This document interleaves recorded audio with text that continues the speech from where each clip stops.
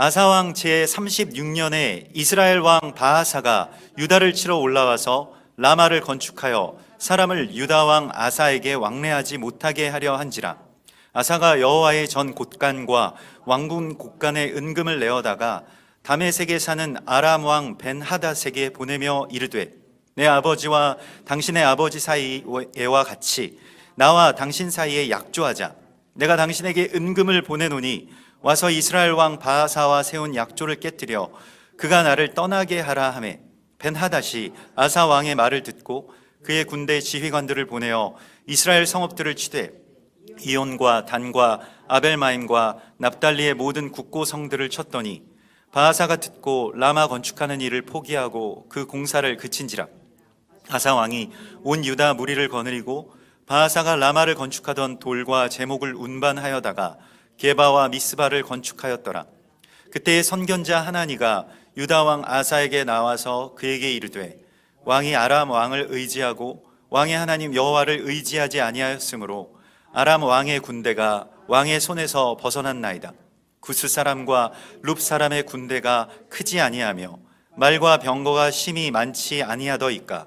그러나 왕이 여호와를 의지하였으므로 여호와께서 왕의 손에 넘기셨나이다. 여호와의 눈은 온 땅을 두루 감찰하사 전심으로 자기에게 향하는 자들을 위하여 능력을 베푸시나니 이 일은 왕이 망령되이 행하였은즉 이후부터는 왕에게 전쟁이 있으리이다 하매, 아사가 노하여 선견자를 옥에 가두었으니 이는 그의 말에 크게 노하였음이며, 그때의 아사가 또 백성 중에서 몇 사람을 학대하였더라. 아사의 처음부터 끝까지의 행적은 유다와 이스라엘 열왕기에 기록되니라. 아사가 왕이 된 지 39년에 그의 발이 병들어 매우 위독했으나 병이 있을 때에 그가 여호와께 구하지 아니하고 의원들에게 구하였더라. 아사가 왕위에 있은 지 41년 후에 죽어 그의 조상들과 함께 누움에 다윗성에 자기를 위하여 파두었던 묘실에 무리가 장사하되 그의 시체를 법대로 만든 각양향 재료를 가득히 상에 두고 또 그것을 위하여 많이 분향하였더라. 아멘.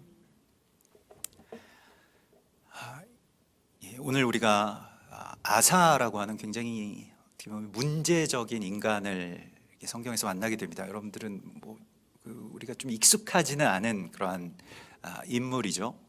근데 이 아사라고 하는 왕이 있었는데요, 솔로몬의 증손자입니다. 그러니까 그의 증조 할아버지가 솔로몬이고 고조 할아버지 다윗이었겠죠. 그런데 아사는 참 굉장히 생각할 것을 많이 던져주는 그러한 왕입니다. 우리에게는 아주 악한 왕이든지 아니면 아주 좋은 왕이든지 다윗이나 또 히스기야나 이런 그런 왕을 우리가 좀 익숙하게 또 많이 그렇게 살펴보고 듣습니다만은, 아사라고 하는 이 왕은 우리의 신앙의 여정 가운데서 정말로 살펴볼 것이 많고 또 우리에게 주는 메시지가 굉장히 많은 그런 왕이라고 할 수가 있겠습니다. 아사 왕은 즉위하자마자 태양신과 아세라상을 다 찍어서 없애버렸습니다. 그리고 그 일종의 종교 개혁을 단행하죠. 그래서 자신의 어머니가 그 아세라를 아주 깊이 섬기고 자신의 아버지도 좀 그 태양 신을 숭배하는 그러한 문화들을 그렇게 가지고 이스라엘에 그렇게 조장했는데, 아버지 돌아가신 다음에 왕이 됐겠지만 어머니가 계속 아세라를 섬기고 그러니까 어머니를 왕위에서 이렇게 폐위시켜 버립니다.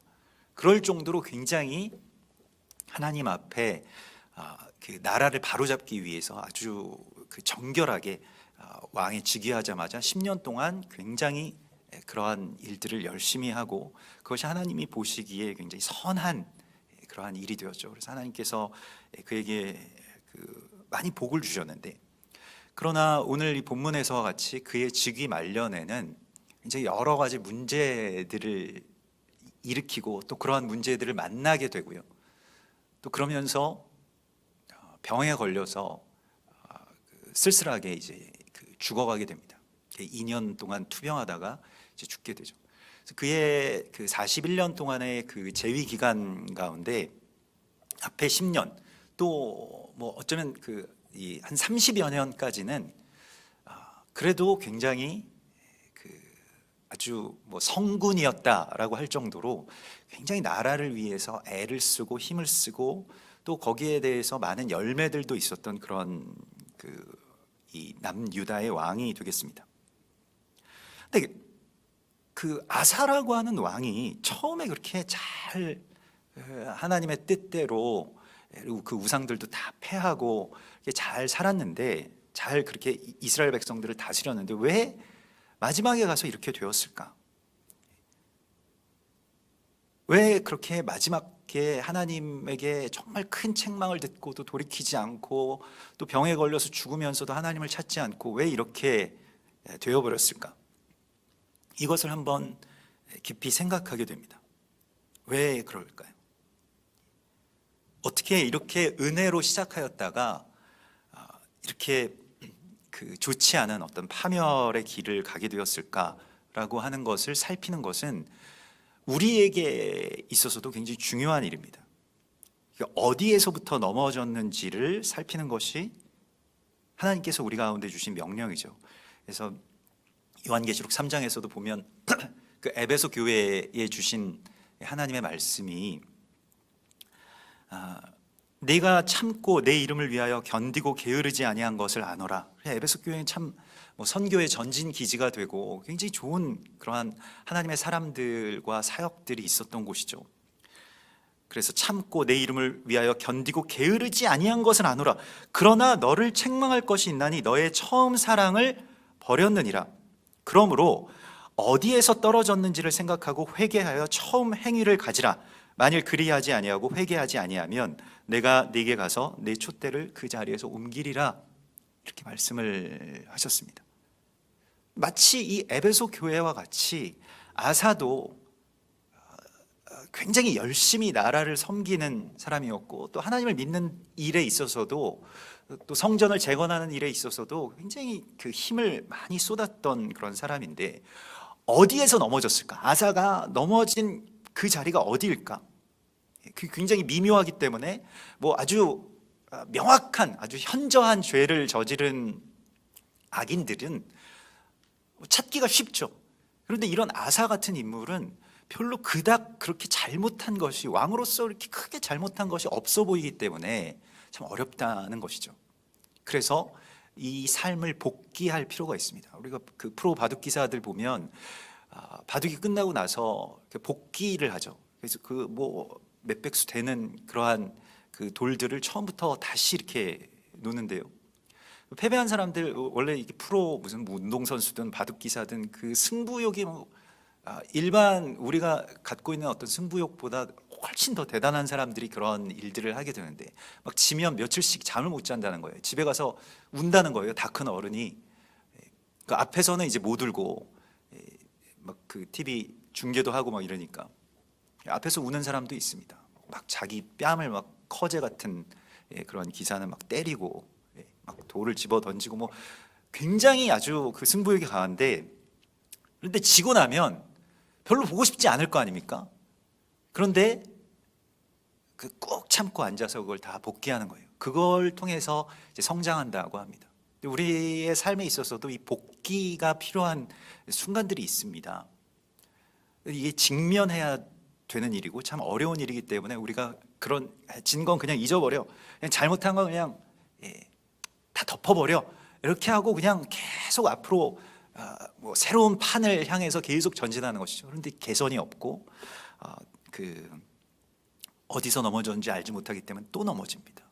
계속해서 실수하게 되고 계속해서 그 잘못된 길이 무엇인지를 자기가 모른 채로 미궁 속으로 빠져버리게 되는 것이죠. 그래서 우리가 좀 괴롭지만 어쩌면 우리 자신이 또 한국 교회가 우리의 재단이 어디에서부터 넘어졌는지를 다시 한번 복귀하라고 말씀하십니다. 무슨 소리 하냐, 우리가 왜 넘어졌냐, 좀 긍정적인 얘기만 해라, 이렇게 이야기를 할 수도 있겠습니다만은 오늘 이 시간에는 좀 우리가 차분하게 고요하게 하나님께서 왜 교회들의 문을 지금 닫고 계시고 또 우리에게 무엇을 생각하고 바라보고 또 복귀하라고 하시는지를 우리가 오늘 좀 깊이 묵상하기를 바랍니다. 40년의 그 재위 기간 중 처음 10년에 이 아사가 했던 일은 그런 어떤 이 우상 모든 신상들을 다 깨뜨리고 종교 개혁을 단행함으로 말미암아서 하나님 여호와 하나님이 보시기에 선과 정의를 행하여서요. 역대하 14장에 보면 유다 사람에게 명하여 그 조상들의 하나님 여호와를 찾게 하시고 율법과 명령을 행하게 하고요.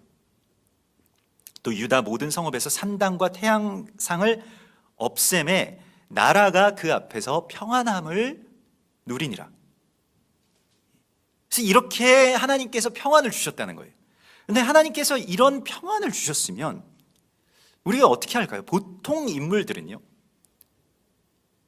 보통 일반적으로 여러분 하나님이 우리에게 아무 걱정 없이 해주시면 보통 사람들은 어떻게 됩니까?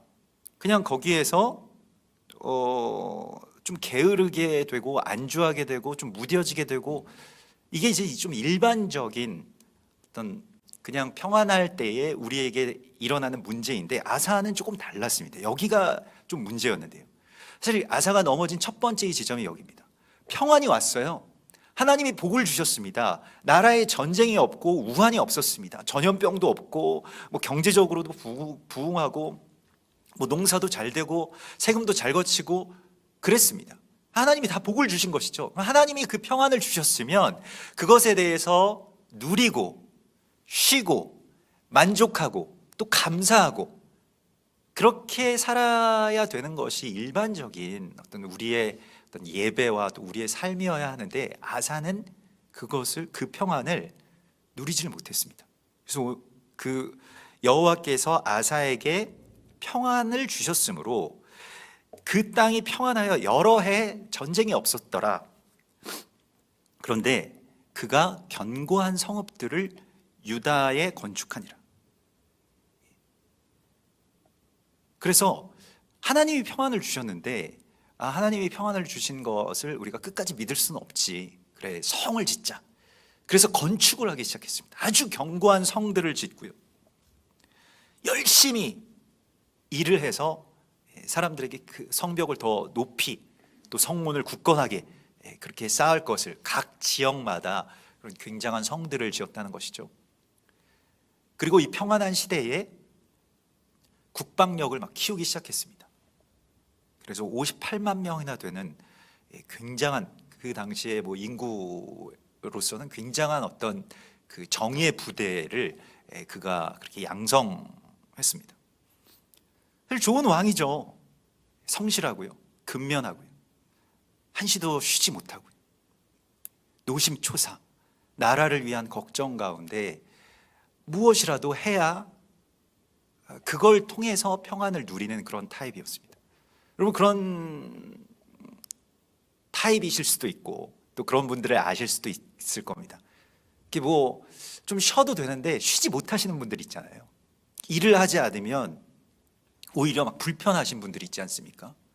사실 그런 분들이 아주 부지런하고 근면하고 성실하고 계속 일을 하시고, 이게 사실 뭐 어떤 특정한 몇몇 인물들의 어떤 캐릭터라기보다는 어쩌면 우리 대한민국이라고 하는 이 나라 전체의 캐릭터였던 것 같아요.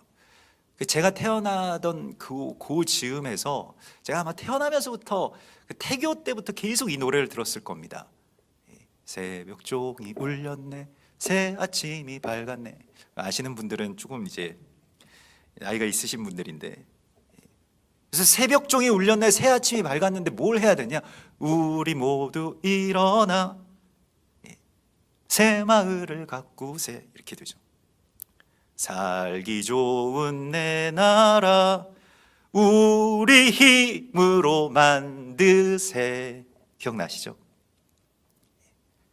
새벽종이 울릴 때부터 하여튼 뭐 해가 뜨기 전부터 나가가지고 새 마을을 이루고 새 나라를 이루고 우리 힘으로 이걸 할 수 있다, 굉장히 열심히 하고 근면 성실이 이 나라의 어떤 민족적인 특성이었습니다. 잠시도 쉬지 않고 공장들이 계속 밤새 일을 해서 그 납품을 하고요,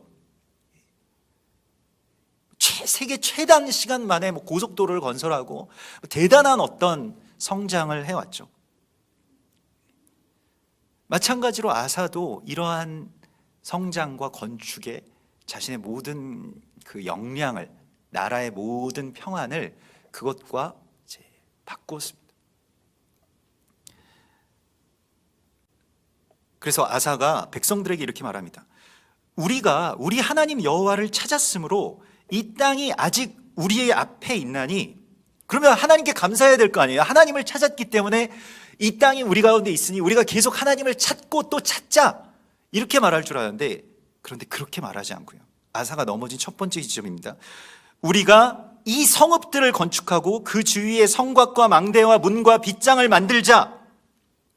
우리가 주를 찾았으므로 주께서 우리 사방에 평안을 주셨느니라 하고 성읍을 건축하였더라. 아니, 평안을 주셨는데, 하나님을 찾았기 때문에 주신 평안을 무엇과 바꾸었습니까? 그렇기 때문에 지금 당장은 우리가 편안할 수 있지만 뭐 어떻게 하겠다는 거예요. 성읍을 건설해서 이것을 계속해서 유지하자라고 하는 쪽으로 바꾸어 버렸다는 것입니다. 이게 안식이 없는 사람들에게, 샤밧이 사라진 백성들의 어떤 저주라고 할 수가 있겠습니다. 좀 멈추고 쉬고 감사하고, 그래서 하나님께서 주신 것에 대한 감격과 감사 안에서 다시 그것을 하나님께로 가까이 나가는 것으로 돌렸어야 되는데, 하나님의 은혜를 주셨어요. 우리도 은혜를 많이 받았습니다. 많은 은혜가 있었고 부흥이 있었고 성장이 있었습니다. 근데 그걸 무엇으로 돌려버렸는가 라고 하는 것에서 우리가 조금 아프지만 다시 한번 생각해야 됩니다.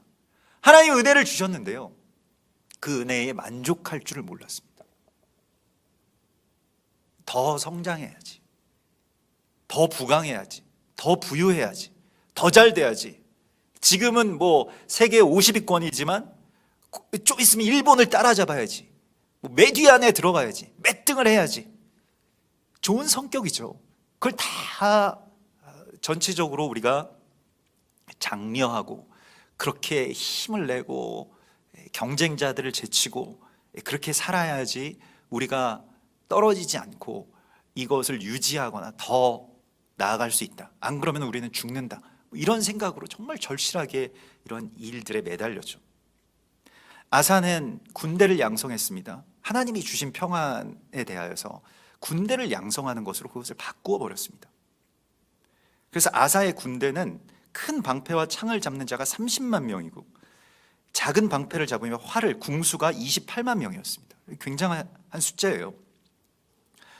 나쁜 일이 아니죠. 왕이 나라의 성읍을 높이 세우고 군대를 양성해서 전쟁을, 평안을 유지하는 것은 오늘날에도 모든 지도자들에게 갖추어야 하고 요구해야 하는 덕목 가운데 하나입니다.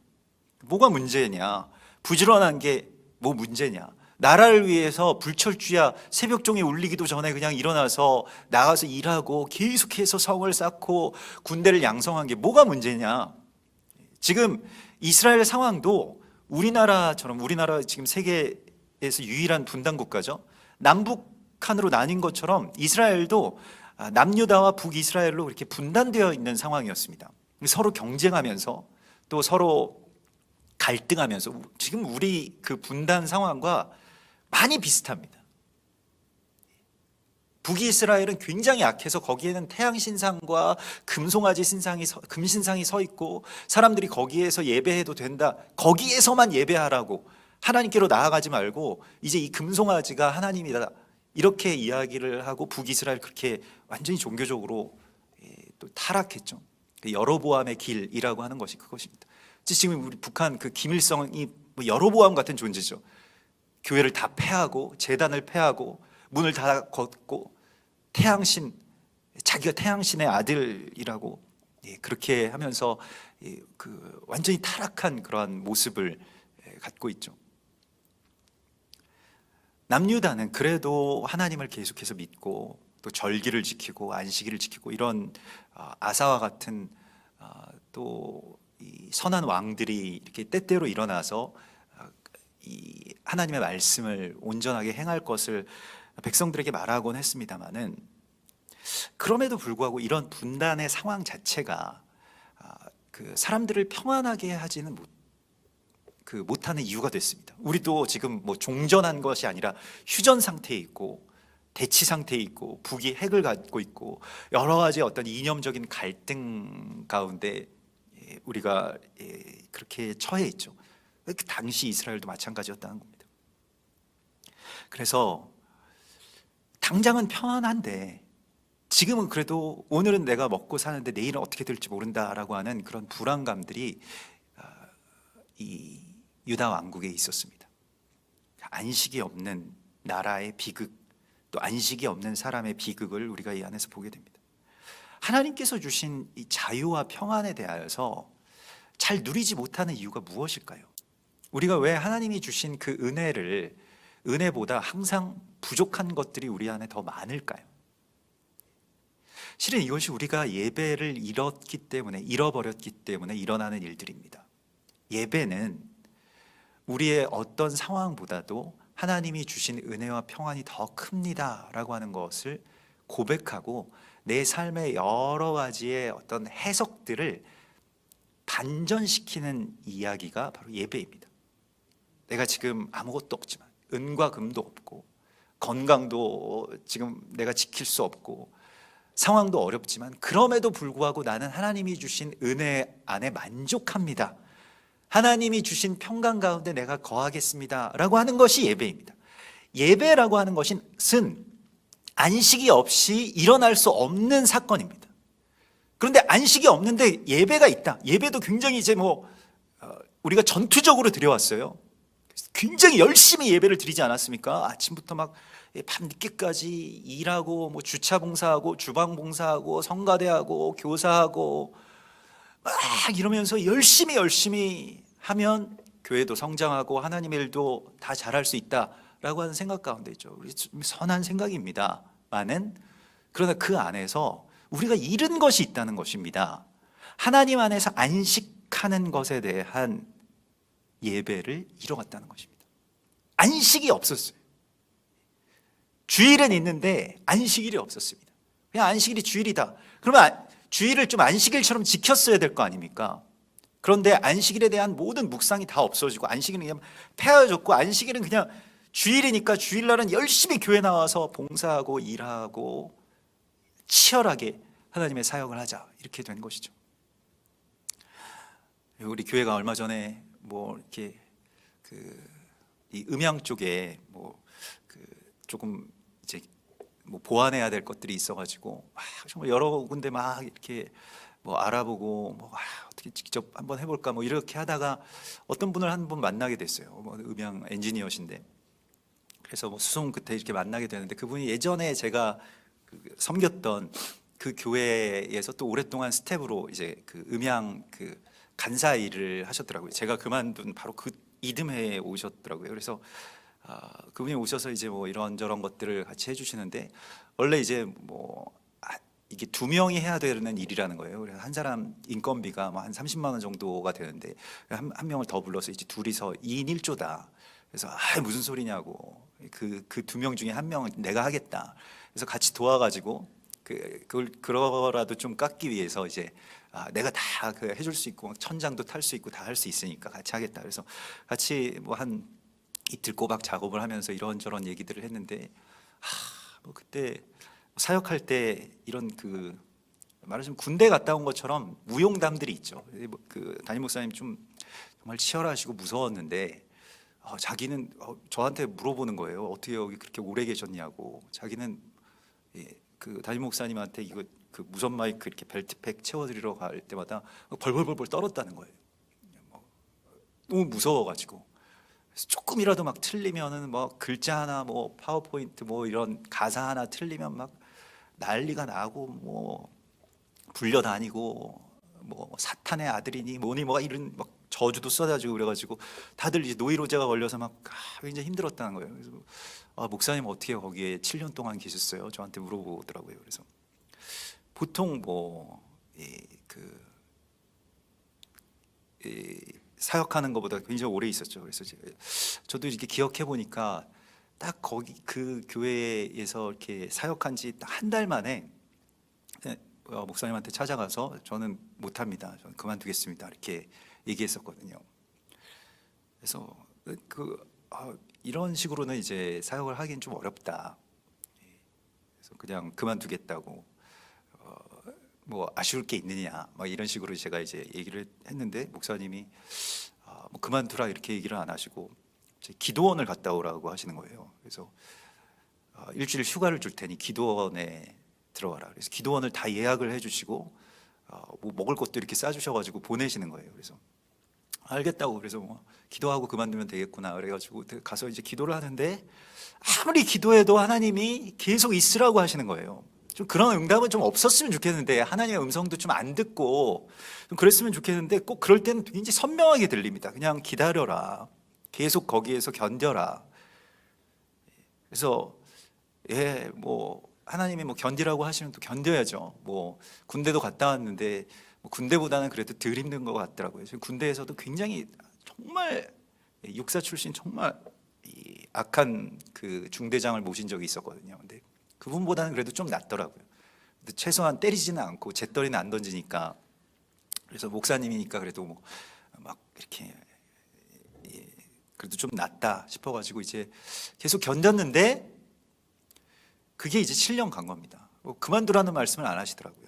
근데 어느 날인가 매일 기도했거든요. 매일 점심 먹고 나서 또 회의 끝나고 나서 성전에 우두커니 앉아가지고 언제 그만둘 수 있습니까? 하나님. 7년 딱 채우고 나니까 하나님이 이제는 가서 쉬어라 이렇게 말씀을 하시는 것 같더라고요. 그래서 너무 좋아가지고 뭐 가족들이랑 상의도 안 하고 그냥 바로 올라갔습니다. 담임 목사실로 바로 올라가서 목사님 저는 이제 그만둡니다 이렇게 이야기를 했거든요.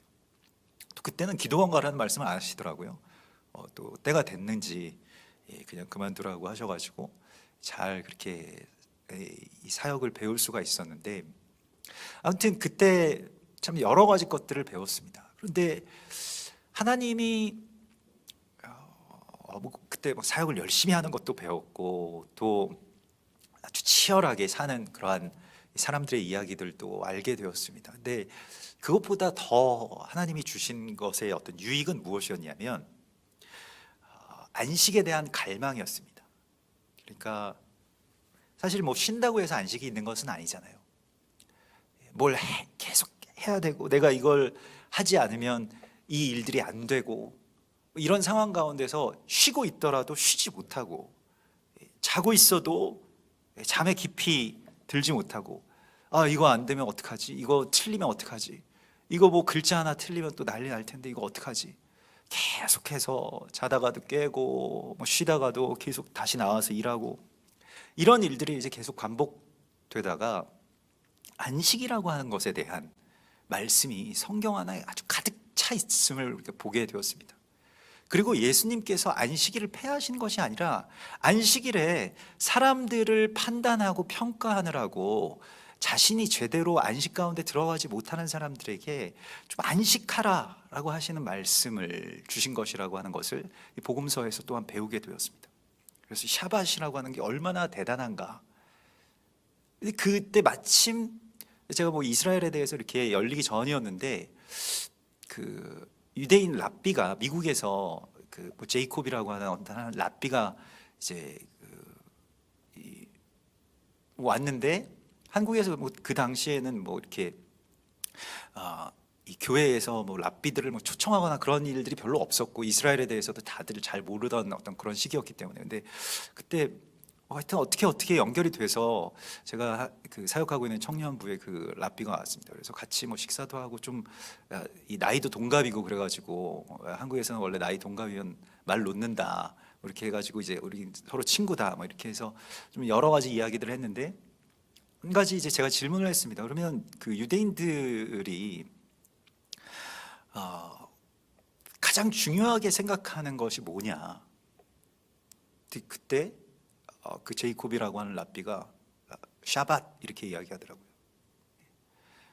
교회가, 그 제이콥은 원래 유대인이었는데 성령을 받고 그냥 아주 직접적으로 계시를 받아서 회심한 그러한 유대인 랍비이자 목사였습니다. 그래서 교회가 이제까지 오랫동안 잃어버린 것이 있는데 그게 바로 샤밧이다.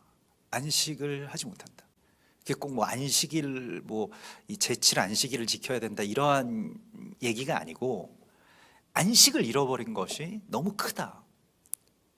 근데 우리는 쉬어야 되고 또 하나님과 더 깊이 만나야 되고 또 그 평안을 우리가 누릴 수 있는 자유가 있다. 우리에게 주신 가장 큰 선물이 안식이라고 생각한다, 이렇게 이야기를 하더라고요. 그래서 다시 샤밧에 대해서 생각을 하게 되었습니다. 그리고 샤밧을 굉장히 그리워하면서, 안식에 대해서 그리워하면서 이제 일을 그만두면 쉴 수 있겠구나라고 하는 그런 생각을 하게 됐죠. 그래서 아사 왕도 오늘 우리가 이렇게 평안을 얻었습니다, 이렇게 쉼과 평안을 얻게 된 것을 감사하면서 우리는 주님께 더 집중하고 깊이 주님과 만나기를 원합니다, 이런 고백으로 나갔으면 참 좋았을 텐데요. 이러한 안식과 고백 대신에 그는 일을 하는 것을 택했습니다. 건축하고 군대를 양성하고 하나님께서 하신 일에 대한 인정, 또 하나님께서 베풀어 주신 것에 대한 누림이 없이 감사와 감격이 사라진 자리에는 열심만 남아 있습니다. 그걸 우리는 악함이라고 전혀 생각하지 못했죠. 누가 열심히 일하는 사람을 악한 사람이라고 이야기를 합니까? 게으른 사람을 악한 사람이라고 이야기할지언정 열심히 일하는 사람은 다 우리에게는 너무 귀중한 사람들이고, 사실 그런 분들이 나라를 일으켜 왔다고 볼 수가 있겠습니다. 그러나 하나님께서 하신 일에 대한, 하나님만이 주실 수 있는 이 평안에 대한 인정이 없는 것이 바로 예배를 잃어버린 것과 꼭 같은 것입니다. 우리가 예배는 드렸지만 안식이 없었다라고 하면 예배를 드린 것이 아닙니다. 지난 수십 년 동안 한국교회가 매주 예배를 드려왔죠. 정말 치열하게 예배를 드려왔죠. 그러나 지난 수십 년 동안 우리가, 한국교회가 안식이 있었을까요? 여러분은 어떠십니까? 이전 신앙의 세월 동안에 안식이 있으셨나요? 참된 하나님과의 만남, 고요함 가운데 어떤 일도 또 어떤 것도 하지 않아도 되는 그 하나님과 나와의 어떤 그런 시간들이, 우리 가운데 샤밧이라고 하는 그러한 귀한 선물들이 어느새 사라지게 된 것에 대해서 우리가 다시 한번 복귀하라고 주께서 말씀을 하십니다. 제가 그때 일할 때 그렇게 열심히 사역할 때 항상 듣던 말이 있었어요. 회의 시간에 하나님이 계시지 않은 것처럼 준비해라, 하나님이 전혀 역사하시지 않을 것처럼 일해라. 속으로 항상 얘기를 했죠. 뭐 겉으로는 이제 그런 말씀을 못 드리지만은, 하나님 계신데 왜 하나님이 계시지 않은 것처럼 일해야 되냐, 그만큼 뭐 열심히 하라는 말이었습니다만은,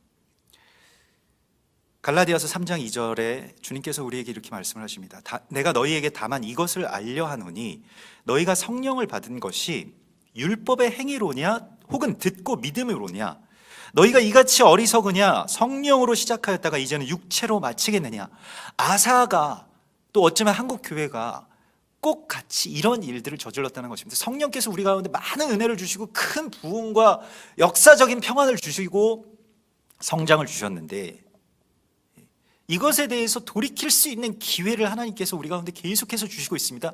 그래서 처음으로 아사가 이렇게 계속하니까요, 남쪽에서 구스라고 하는, 그 당시에 굉장히 큰 그런 강국이었습니다. 구스라고 하는 나라의 군대가 쳐들어왔어요. 얼마나 쳐들어왔냐면, 아사의 군대가 58만 명이었지 않습니까? 구스 군대가 100만 명이 쳐들어왔습니다. 거기다가 아사의 군대는 그냥 어떤 그 보병이었는데, 보병과 이게 궁수들이었는데, 구스 군대는 300대의 전차가 있었어요. 싸움이 안 되는 겁니다. 원래 원정을 올 때 그 정도, 뭐 2배, 3배 뭐 이렇게 되는 그러한, 이걸 다 계산하고 오겠죠. 그래야 이기니까.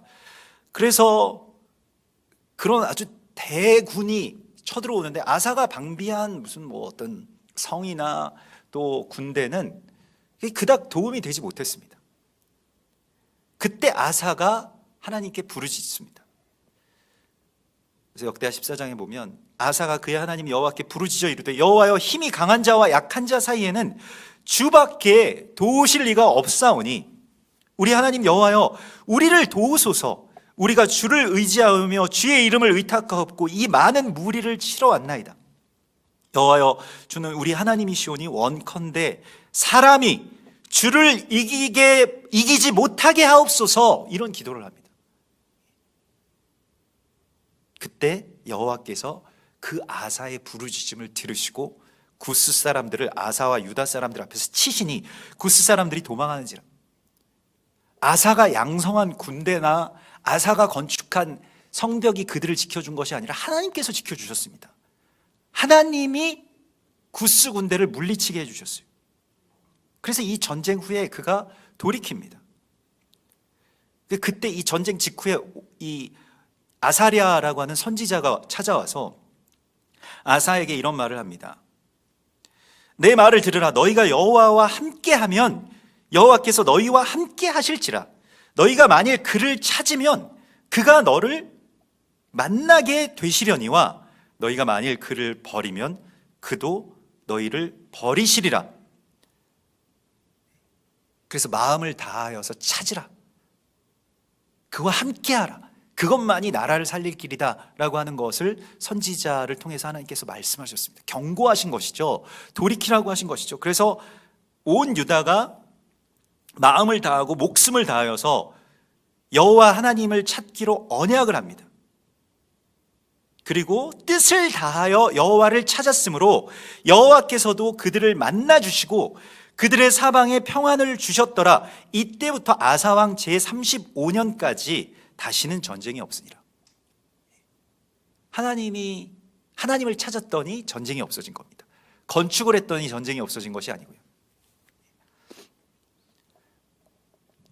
지금 이스라엘, 북이스라엘과 남유다가 남북한 대치 상황과 비슷하고 우리도 계속해서 평안하지 못한 아주 절반의 이유는, 계속 상존하는 그 이유는 북괴가 어떻게 될지 모른다. 어떻게 할지 모른다. 이제는 핵을 가지고 있기 때문에 우리랑은 상대도 안 하고 미국이랑 직접 단판 짓겠다. 그러면서 실제로 미국과 정상회담을 하는 그러한 나라가 되었습니다. 우리 너무 불안한 거죠. 사실 이게 굉장히 불안한 상황 아닙니까? 내 책상 위에 핵 단추가 언제나 누를 수 있음을 너희들 명심해라. 한국이 무슨 말을 해도 쳐다도 안 볼 정도로 이제 그렇게 되어 있기 때문에요. 여기에 대해서 불안하죠. 불안하면 우리가 분노하게 돼 있습니다. 누구 때문이다, 뭐 때문이다, 여러 이야기들을 합니다만은 아무튼 이러한 것들 때문에 원인이야 어찌 되었든 간에 우리가 안식하지 못하게 되는 상황이 됩니다. 북이스라엘과 남유다가 이런 갈등이 있었을 때 남유다가 점점 이렇게 아사 왕이 막 하나님을 찾은 것 때문에 강성해지고 부유해지니까요. 우리 1990년대 있었던 일들처럼 탈북민들이 쏟아져 내려왔습니다. 그래서 거기에서 북이스라엘의 가장 많이 있는 다수의 에브라임 지파의 사람들이 계속 물밀듯이 에브라임, 므낫세 이런 사람들이 북쪽에서 종교적인 자유를 찾아서 남쪽으로 계속 내려왔습니다. 그래서 아사가 그걸 다 받아들였어요. 자기네 국민으로 다 받아들이고 다 거기 땅을 떼어주고 이렇게 살도록 해줬습니다. 그럼 북이스라엘이 가만히 있을까요? 그래서 북이스라엘 왕이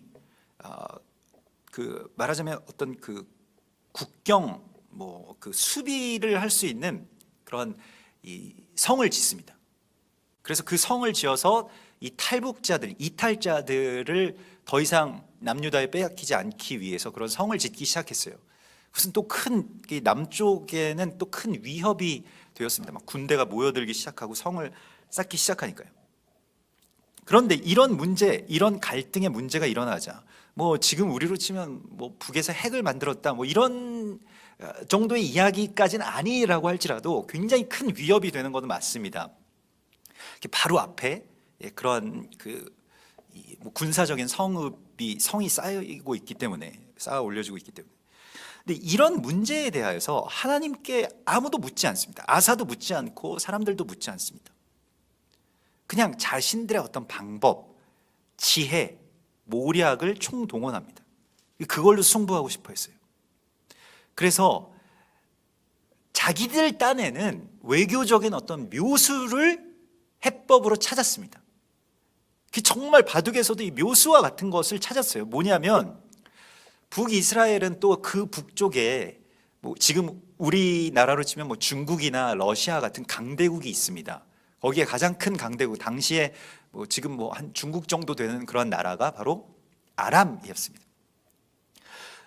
그래서 아람 왕에게 자기 모든 진귀한 이스라엘의 이 남유다의 모든 예물들을, 존귀한 것들을 다 갖다가 바치면서 북이스라엘 좀 손봐 주십시오라고 이렇게 부탁을 합니다. 그래서 외교적으로요. 그래서 아람 왕이 흡족하게 그 예물들을 받고 그래 한번 내가 가서 손 봐주지, 그러면서 위에서부터 이 북이스라엘을 침공하기 시작합니다. 북이스라엘이 거기 밑에서 이 라마라고 하는 이 건축성을 짓지를 못하고 이제 북쪽으로 다 군대를 빼서 이제 올라가 버리게 된 거죠. 그러니까 어떤 것도 하지 않고 군대의 어떤 한 사람의 희생도 없이 북이스라엘의 위협을 자신들 나름대로의 어떠한 방법으로 그렇게 해결을 하게 된 겁니다. 너무 좋은 계획이었기 때문에 하나님께 묻지 않습니다. 한 가지 걸리는 게 한 가지 있긴 했는데 그것도 하나님이 하지 말라고 하실까 봐 우리가 너무 내가 하고 싶은 거는 잘 기도 안 하잖아요. 너무 하고 싶기 때문에 혹시 하나님이 멈추시면 어떡하지? 그래서 기도 안 하는 것처럼 마찬가지로 아사도 그랬습니다. 이거 너무 좋은 계책이기 때문에 하나님께 물을 필요도 없다. 그런데 그 아람의 왕에게 좀 손 좀 봐달라고 부탁하는 뇌물로 아사 왕이 그 아버지 때부터 성전에 성별해서 거룩하게 구별하여서 성전 안에, 하나님의 전 안에 두었던 각종 거룩한 기구들을 아람 왕에게 바칩니다. 진상을 합니다. 그게 어떻게 되었겠습니까? 실제로 성공했어요. 이렇게 하면 되겠구나 했을 때 정말 이렇게 했더니 성공한 겁니다. 자기 확신, 사실 자기 확신이 강할 때 여러 가지 문제들이 생기죠. 하나님 앞에 멈추어서 물을 수가 있어야 되는데요, 역시 안식이 없는 자의 특징입니다. 비극이죠. 너무 좋을 때 멈추지를 못하는 거예요. 잘 되니까 멈추지를 못하게 되고 필요 이상의 가속도가 붙어서 그것 때문에 자신이 죽습니다. 그래서 성장 일로로 치달았던 사업이든 교회든 국가든 망하는 경우 굉장히 많이 보셨죠. 직접 그렇게 경험하셨을 수도 있겠습니다만은, 가속도라고 하는 것은, 그 좋은 것의 가속도라고 하는 것은 파멸로 가는 또 다른 이유가 됩니다. 이걸 우리가 주의해야 됩니다. 이럴 때 계속 안식하면서 멈추지 못하면, 그리고 멈추고 완전 냉정하게 너무 좋은 생각과 너무 좋은 아이템이 있다고 하더라도 완전히 멈추어서 하나님 앞에서 계속 기도하고 마음을 내려놓지 못하고 그냥 난 이걸 꼭 해야 되겠으니까 하나님이 답은 정해져 있으니까 하나님이 도와주시기만 하면 됩니다, 이런 거 아니고 하나님이 멈춰라고 하시면 정말 제가 멈추겠습니다. 제가 지금 너무 하고 싶고 이때까지 너무 공을 들여왔기 때문에 이거 꼭 성공해야 되는 일들도 하나님이 멈춰라고 하시면 멈출 수 있어야 됩니다. 사역도 마찬가지입니다. 너무 좋은 사역이라고 할지라도 하나님이 멈춰라고 하시면 멈출 수 있어야 됩니다. 너무 선한 일인데요, 하나님이 이때까지 하라고 하신 일인데요, 하라고 하신 일이라고 할지라도, 정말 선하고 좋은 일이라고 할지라도, 율법을 지키고 안식일을 지키는 일이라고 할지라도 거기에 대해서 자세가 잘못되어 있으면 하나님 멈추라고 하십니다. 안식을 지키는 건 하나님이 하라고 하신 일입니다. 그런데 안식일을 지키는 것을 가지고 다른 사람들에게 계속 강요하면서 너는 왜 안식일날 이런 일을 하느냐, 너는 왜 이런 짓을 하느냐, 예수님은 왜 안식일날 병든 자를 고치느냐, 그게 안식일을 지키는 것입니까? 그 사람들은 안식일을 지키는 것이라고 생각했습니다. 근데 그걸 멈출 수가 있어야 된다는 거예요. 내가 이때까지 갖고 있었던 신념도 멈출 수 있어야 됩니다. 자기 확신도 멈출 수 있어야 됩니다. 이 가속도를 계속해서 방치하다가는 이것 때문에 우리가 성장할 수도 있고, 이것 때문에 우리가 잘 살 수도 있고, 이것 때문에 우리가 무언가 승승장구할 수도 있지만 그게 굉장히 위험한 겁니다. 우리 이런 거 다 겪지 않았습니까? 성장의 이면 뭐 그런 것에 그늘에 갇혀 있는 많은 것들, 부작용들을 보지 않습니까? 사람이 계속 그렇게 살 수가 없는 겁니다. 그래서 이런 것을 항상 안식일, 또 안식 가운데 우리가 들어가면서 이걸 좀 이 속도를 이렇게 조절할 필요가 있어요. 하나님 안에서. 잠언 16장을 그럴 때는 항상 읽어야 됩니다. 사람이 마음으로 자기의 길을 계획할지라도. 얼마나 평안한 말씀입니까? 그의 걸음을 인도하시는 이는 여호와시니라. 주님 앞으로 다시 돌아가세요. 주님, 제가 이런 계획이 있지만 걸음을 인도하시는 분은 그렇죠, 주님이시죠. 교만은 패망의 선봉이요 거만한 마음은 넘어짐의 앞잡이니라.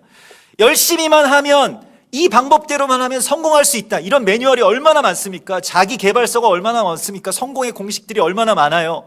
그러나 그러한 모든 것이 어쩌면 패망의 선봉이 되고 넘어짐의 앞잡이가 될 수 있습니다. 하나님이 안 계시는 성장이나 하나님과 함께 하지 않는 어떠한 사역도 결국엔 넘어지게 됩니다.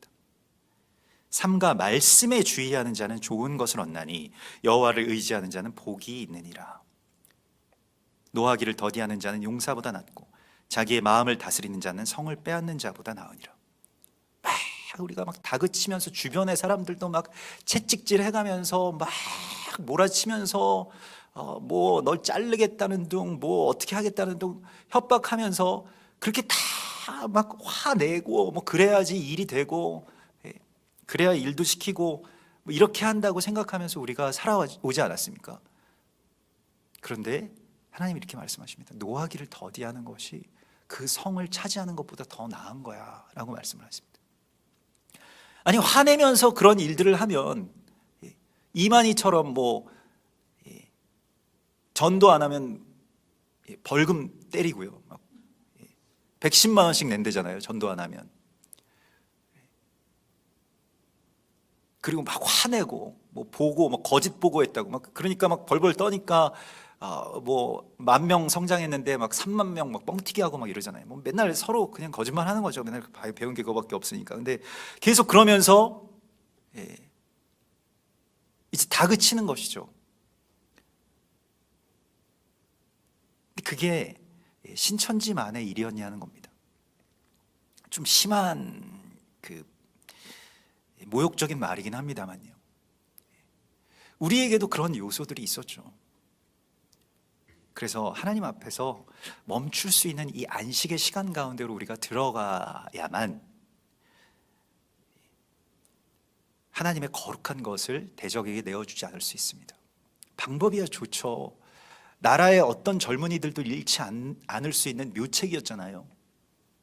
피를 흘리지 않고도 북이스라엘을 견제할 수 있는 외교적인 묘책.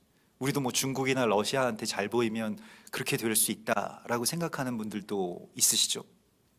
모르겠습니다. 그럴 수도 있겠지만, 그러나 역사를 주관하시는 분은, 또 전쟁을 멈추게 하시는 분은 하나님이십니다. 정치인이 아니에요. 어떤 정당도 아닙니다. 하나님입니다. 하나님. 하나님은 어떤 정당을 지지하신다? 아닙니다. 그냥 하나님이에요. 사람의 지혜와 사람의 방법과 사람의 정치와 사람의 외교만 남은 자리에는 하나님이 거하실 자리가 없습니다. 하나님을 찾는 일은 그닥 직접적이거나 효율적이지 않은 것처럼 보일지라도 우리가 하나님을 찾는 것 외에 다른 일들을 할 것이 우리에게는 없습니다. 왜냐하면 그건 우리의 사명이잖아요. 교회가 하나님을 찾고 또 찾고 하나님 안에 머무는 것 외에 다른 거가 뭐가 더 필요합니까? 뭘 더 열심히 해야 될까요? 뭘 더 해야 우리가 직성에 풀리겠습니까? 어떻게 돼야, 얼마를 벌어야, 얼마나 많은 사람들을 조직으로 갖춰야 그게 다 하나님의 뜻이라고 이야기를 할 겁니까? 아니라는 겁니다. 하나님이 원하시는 것은, 하나님께서 원하시는 것은요, 우리가 일을 성공적으로 잘 완수하는 것이 아니고 우리와 함께 있는 겁니다. 일도 사역도 우리와 함께 하시기 위해서 맡겨주신 것 뿐이에요. 그런데 일하느라고 하나님과 함께 하지 않는다? 그럼 일을 안 해야 됩니다.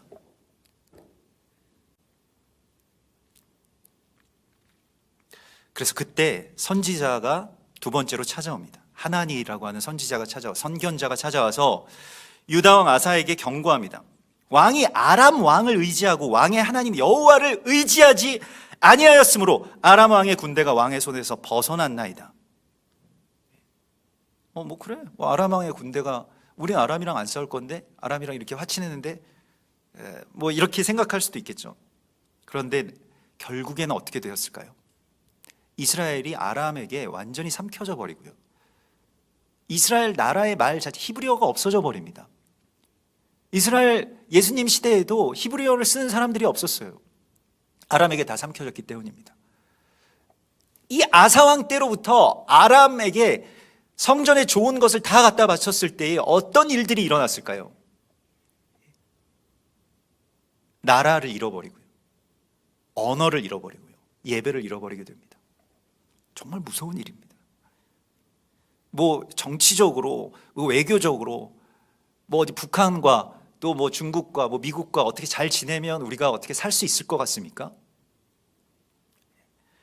그런 어떤 전문가들의 이야기들이 뭐 여러 가지 어떤 관점에 따라서 있겠습니다만은 하나님을 의지하지 않고 왕을 의지하는 사람들은 다 망하게 되어 있습니다. 하나님의 손에서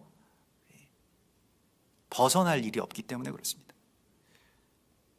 그러면서 하나니가 이 유명한 말을 합니다. 여호와의 눈은 오늘 16장 9절의 말씀에서 온 땅을 두루 감찰하사, 감찰하신 하나님이죠. 전심으로 자기에게 향하는 자들을 위하여 능력을 베푸시나니, 이렇게 말씀하십니다. 누구에게 능력을 베푸십니까? 스스로 돕는 자에게 능력을 베푸시나요? 아닙니다.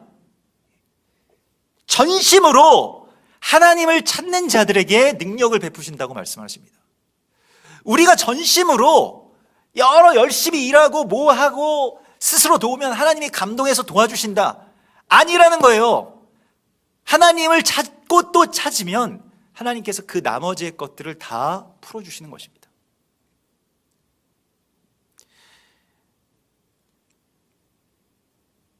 왕이 망령되이 행하였은즉 이후부터는 왕에게 전쟁이 있으리다. 이렇게 하면 이제 아사 왕이 회개하고 마음을 찢고 옷을 찢고 금식하면서 돌이켜달라고 하나님 앞에 매달렸어야 될 거 아니에요. 그런데 아사 왕이 이 성공에 취해서 화를 냅니다. 회개와 돌이킴 대신에 분노를 발하죠.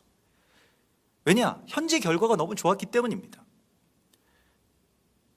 그렇게 결과가 좋을 때, 아웃풋이 좋을 때 돌이키는 거 정말 어려운 일이죠. 이게 정말 무서운 겁니다. 성공하고 성장하고 뭐 참 잘 되는 것처럼 보이면 회개하기가 더 어렵다는 거예요. 차라리 망한 사람들은 좀 낫습니다. 막 자수성가해가지고 돈 좀 많이 가지고 있고 뭐 이런 분들은 예수 잘 안 믿죠? 내가 교회 나와주는 것만이라도 너 이거 고마운 줄 알아, 뭐 이런 식이죠.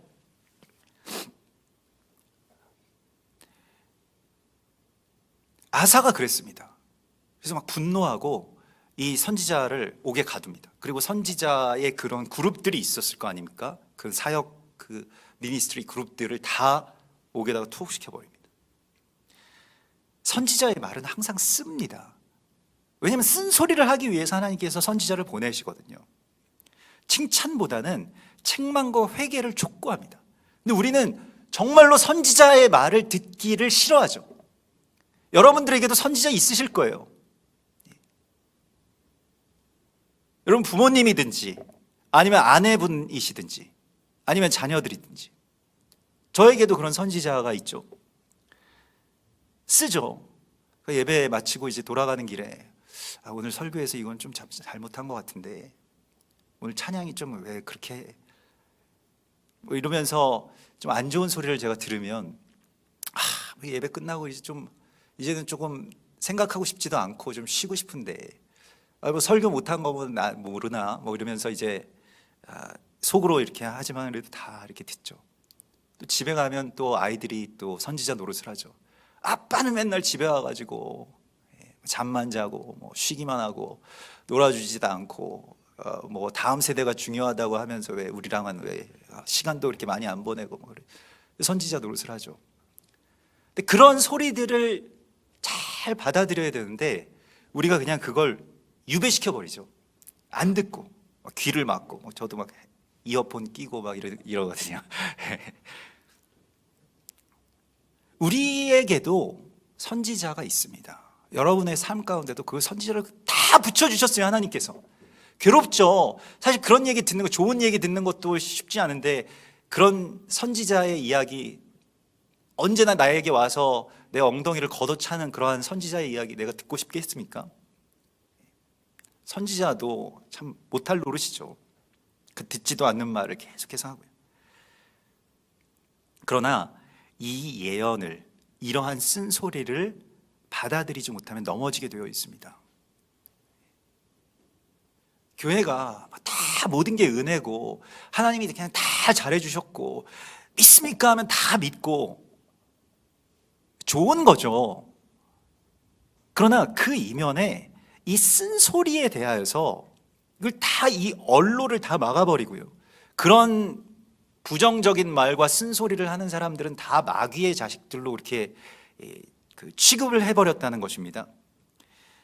마태복음 23장에서 예수님께서 내가 너희에게 선지자들과 지혜 있는 자들과 서기관들을 보냈는데 너희가 그 중에서 더러는 죽이거나 십자가에 못 박고 그 중에서 더러는 너희 회당에서 채찍질하고 이 동네에서 저 동네로 따라다니며 박해하리라. 그러므로 의인 아벨의 피로부터 성전과 제단 사이에서 너희가 죽인 바랴가의 아들 사가랴의 피까지 땅 위에서 흘린 의로운 피가 다 너희에게로 돌아가리라. 선지자들을 죽이면요, 선지자들의 말을 듣지 않고 그들을 유배 보내거나 핍박하면요, 반드시 재앙이 나에게 돌아오게 되어 있습니다. 하나님이 보내주신 선지자들에 대하여서 늘 긴장하고 고맙게 생각하고 그런 말들이 있으면 자기가 돌이킬 수 있어야 넘어지지 않을 수 있습니다. 다윗도 여러 번 넘어진 사람이고 다윗은 아사보다 더 문제가 많은 사람이었습니다마는 다윗에게는 선지자가 있었어요. 나단 선지자와 같이 당신 지금 뭐 하는 겁니까? 이거 하나님이 당신을 멸하실 겁니다. 이런 말을 할 때마다, 선지자에게 그런 말을 들을 때마다 즉각 돌이키고 순종하고 금식했습니다. 우리가 넘어질 수 있죠. 넘어지면서 또 성장하는 겁니다. 그러나 선지자의 말을 듣지 못하면 돌이킬 기회를 잃어버리게 되는 것입니다. 이게 무서운 것이고요, 한국 교회에도 여러 가지 선지자들이 있었을 겁니다. 근데 다 부정적인 생각, 반대 세력, 마귀의 자식들로 그렇게 취급해서 다 유배 보내고 나면 어떤 일들이 일어날까요? 파멸밖에 없습니다. 돌이킬 수 있는 기회를 다 잃어버리게 됩니다.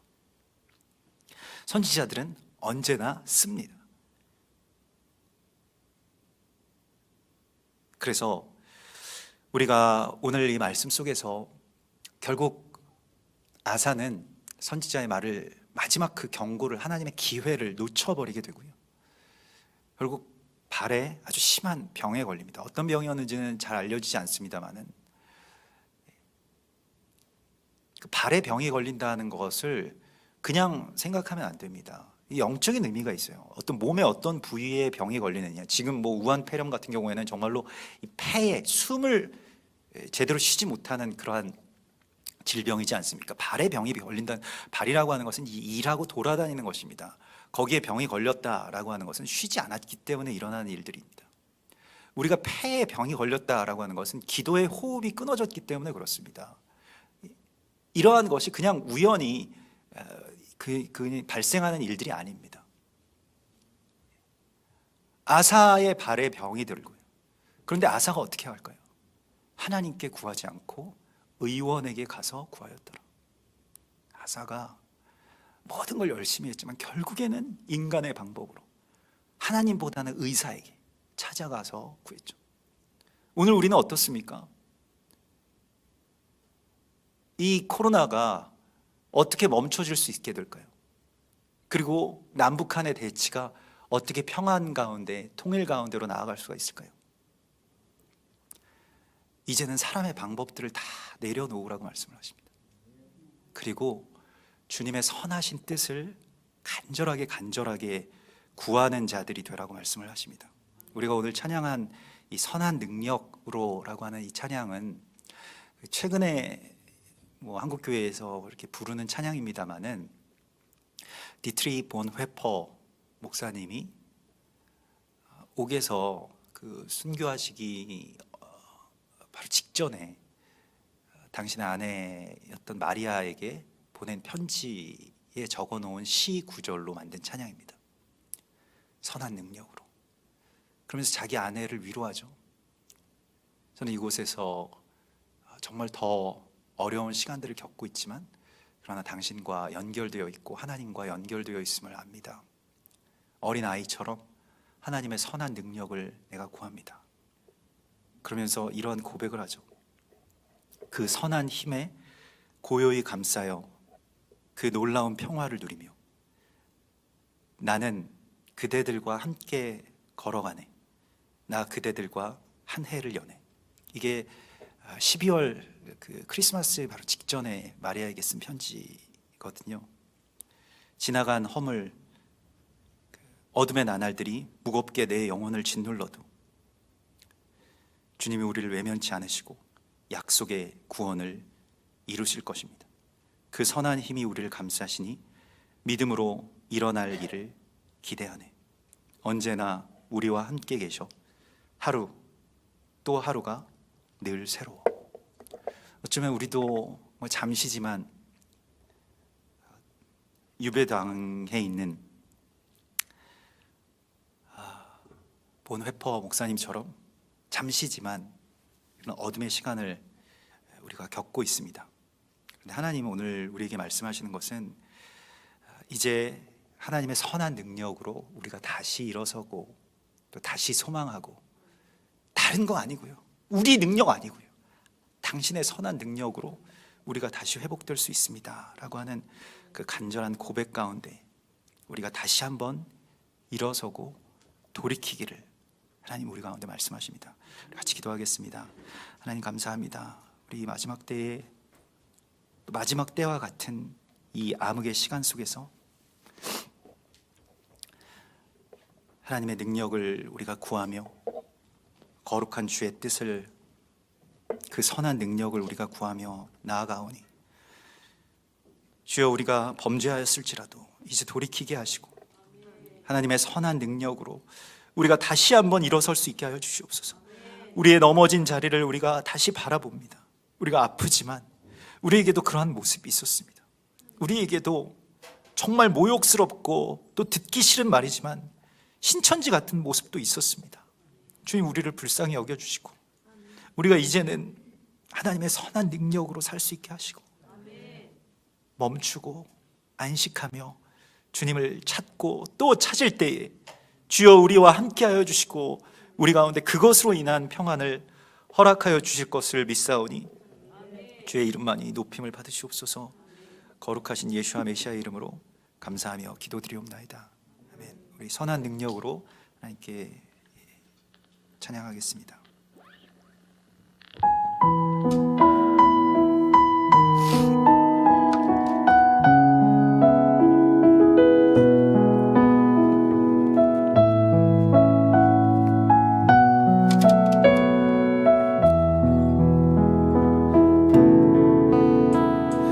선한 힘에 고요히 감싸여 그 놀라운 평화를 누리며 나 그대들과 함께 걸어가네. 나 그대들과 한 해를 여네. 그 선한 힘에 고요히 감싸요. 그 선한 힘에 고요히 감싸요 그 놀라운 평화를 누리며 나 그대들과 함께 걸어가네. 나 그대들과 한 해를 여네. 지나간 어둠의 날들이 무겁게 내 영혼 짓눌러도 오 주여 우릴 외면치 마시고 약속의 구원을 이루소서. 그 선하님이 우릴 감싸시니 믿음으로 일어나릴 기대하네. 주님 언제나 우리와 함께 계셔. 하루 또 하루가 늘 새로워. 그 선하님이 우릴 감싸시 믿음으로 일어나릴 기대하네. 주 언제나 우리와 함께 계셔. 하루 또 하루가 늘 새로워. 그 선하님이 우릴 감싸시니 믿음으로 일어나릴 기대하네.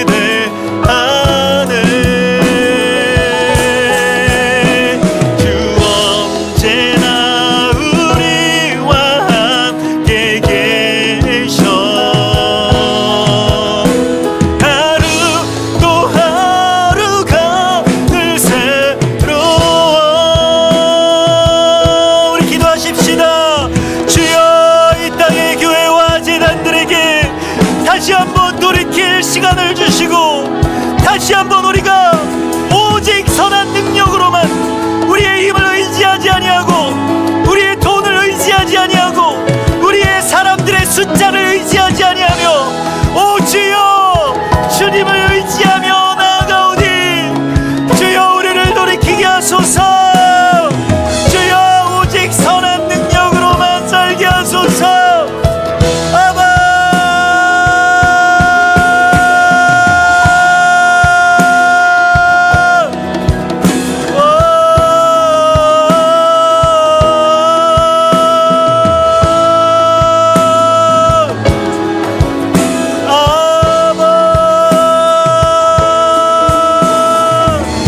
아바 우리를 불쌍히 여기시고 우리가 다시 여호와를 찾게 하소서. 다시 예수께로 돌아오게 하소서. 주여 우리를 새롭게 하소서. 우리의 심령이 주여 주 안에서 참된 쉼을 얻게 하시고 참된 안식 가운데 드리는 진정한 예배의 자리로 우리를 회복시켜 주소서. 아버지여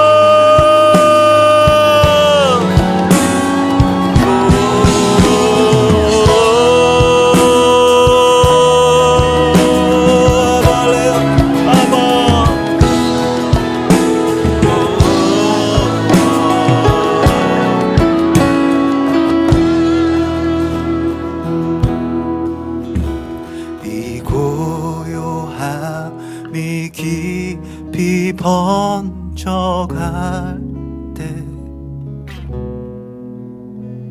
저 가슴 벅찬 노래 들리네. 다시 하나가 되게 이끄소서. 당신의 빛이 빛나는 이 밤 그 선한 힘을 품에 고요히 감싸요.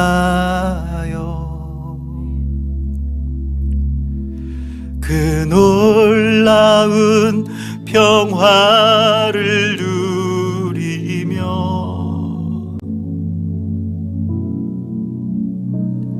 나 그대들과 함께 걸어가네.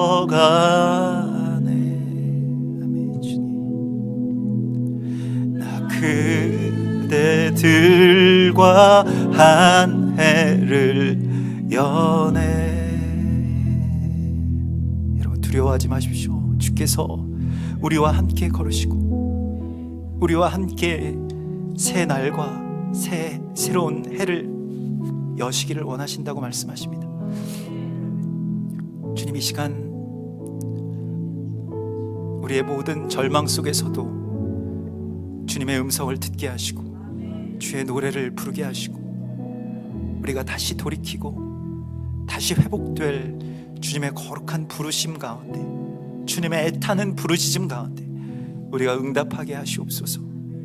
한국교회가 다시 돌이키게 하여 주시고 우리 스스로의 삶이 다시 돌이켜서 주의 선한 능력으로 살아가는 복된 주님의 나라, 주님의 백성, 주님의 교회 되게 하여 주시옵소서.